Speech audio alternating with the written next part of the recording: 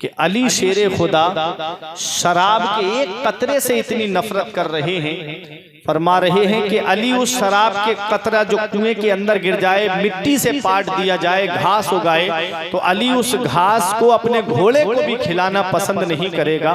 तो बताओ, शराबी आदमी अगर दुनिया से चला जाए तो क्या कयामत के दिन अली शेरे खुदा उसकी शफाअत करेंगे? कयामत के दिन क्या अली शेरे खुदा उसके काम आएंगे? अच्छा, जो शराब के नशे में धुत होकर के सिर्फ या अली के नारे लगाए, बताओ क्या अली शेरे खुदा उसके काम आएंगे? जो नशा करके अली शेरे खुदा का नारा लगाए, क्या अली उसके काम आएंगे?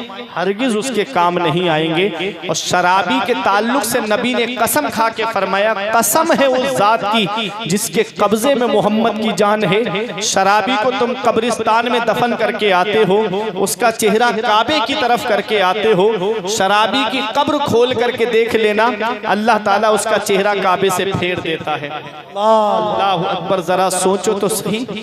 जुए और शराब में पैसे लुटाने वालों, घर में बेटियां शादी के लिए बैठी हैं, घर में बहनें शादी के लिए बैठी हैं, उनके बालों में चांदी उतर आई और ये साहब चंद पैसे कमा के लाए, उसे जुए और शराब में लुटा दिया।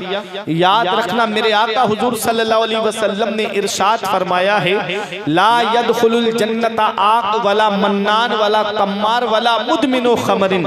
मेरे आका फरमाते हैं, चार लोग ऐसे हैं जो जन्नत में नहीं जाएंगे। यहाँ जन्नत में न जाने का मतलब ये है कि अगर ईमान वाले हैं तो पहले वो अपने गुनाहों की सजा जहन्नम में भुगतेंगे, फिर उसके बाद किसी की सिफारिश से निकाल करके जन्नत में दाखिल किए जाएंगे। लेकिन दुखूल अव्वल उनको जन्नत में नसीब नहीं होगा। जैसे और नेकोकार परहेजगार जन्नत में जाएंगे, ये चार लोग ऐसे हैं जो डायरेक्ट जन्नत में नहीं जाएंगे, बल्कि पहले अपने गुनाहों की सजा भुगतेंगे।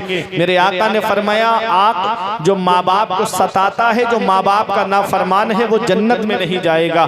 मेरे आका ने फरमाया, वला मन्नान, और एहसान करके एहसान जताने वाला जन्नत में नहीं जाएगा। नबी ने फरमाया, वला कम्मार, और जुआ खेलने वाला जन्नत में नहीं जाएगा।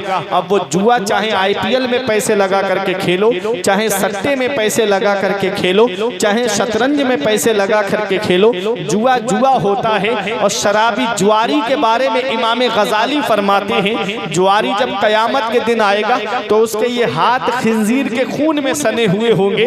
बताओ, इन हाथों से अपने नबी से मुसाफहा करना है, इन हाथों से कयामत में मौला अली से मुसाफहा करना है, इन हाथों से इमाम हुसैन से मुसाफहा करना है, इन हाथों से हजरत गौसे आजम से मुसाफहा करना है, गरीब नवाज से शाहमदार से मुसाफहा करना है, वारिसे पाक आला हजरत से मुसाफहा करना है, शाहजी मियाँ से मुसाफहा करना है। क्या ये हाथ इस लायक हैं जो खिंजीर के खून में सने हुए हैं कि हम इन बुजुर्ग हस्तियों से मुसाफहा कर सके, इनके सामने हम खड़े हो सके?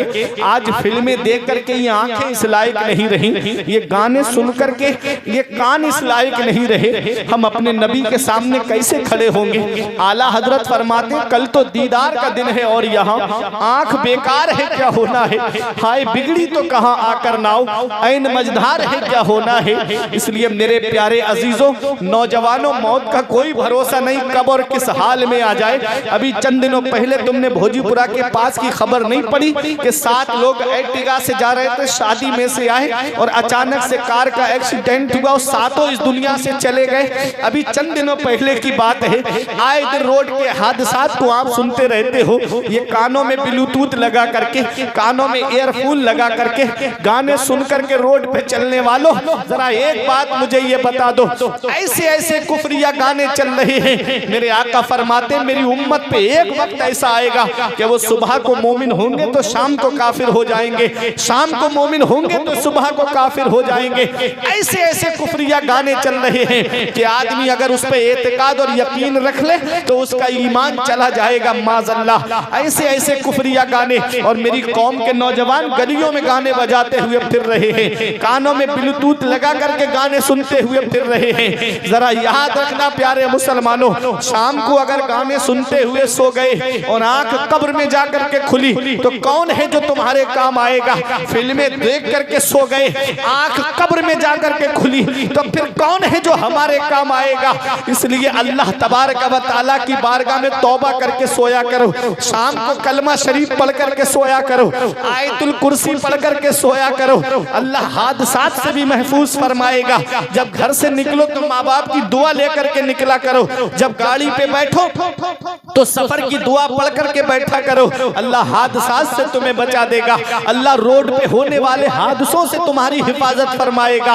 ये एक पैगाम था जो मैंने आप तक पहुंचा दिया, ये एक सबक था जो मैंने आप तक पहुंचा दिया। हमारे ऊपर जो जिम्मेदारी है वो शरीयत का पैगाम पहुंचाने की जिम्मेदारी है। आप अमल करोगे तो आपको भी सवाब मिलेगा और मुझे बताने का सवाब मिलेगा। यही सोच करके मैं बयान करता हूँ, ताकि एक भाई ने भी अमल कर लिया तो ये मेरे लिए कयामत में बख्शिश का जरिया बन जाएगा।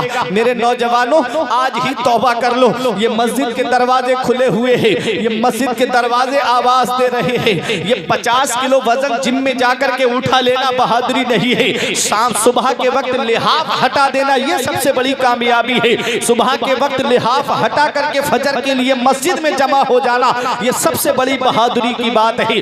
आज इंसान बीमारियों के बारे में इलाज कराता हुआ फिर रहा है। सुबह सुबह जाकर के देखो आप गार्डनों में तो कोई उल्टा लटका हुआ है, कोई अपने जिस्म को वॉक करके हाथ और पैर को चला करके जिस्म की वर्जिश कर रहा है। अरे बाबा रामदेव ने कहा था मुसलमानों को योगा करने की क्या जरूरत है, उनके पास सबसे बड़ा योगा 5 वक्त की नमाज है। वो नमाज पढ़ेंगे, उनके लिए सबसे बड़ा योगा यही हो जाएगा। तो गैर मुस्लिम हमारे इबादत के लिए बता रहे हैं कि मुसलमानों के पास सबसे बड़ा योगा नमाज है। तुम नमाज पढ़ो तो सही। फजर के वक्त उठ करके जो इंसान हाथ धोता है उसको हाथ का कैंसर नहीं होगा। जब इंसान कुल्ली करता है तो दांतों के अंदर जो गंदगी होती है उस कुल्ली से दूर हो जाती है, कभी मुंह का कैंसर नहीं होगा। जब नाक में पानी चढ़ाता है तो नाक की गंदगी निकल जाती है तो नाक का कैंसर नहीं होगा उसे।